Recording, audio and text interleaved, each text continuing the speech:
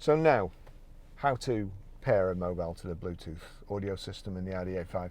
Make sure that your Bluetooth is switched on. So Bluetooth on, and then we go to telephone. It's come up, search for a new mobile phone.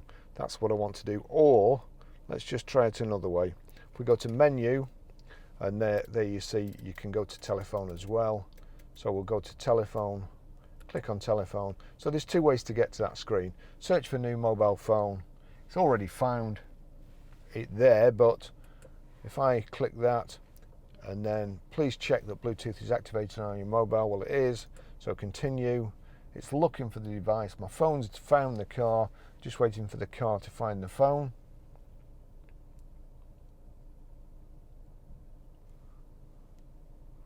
I could probably have shortcutted it by just clicking, it's come up here, Barry's iPhone 10.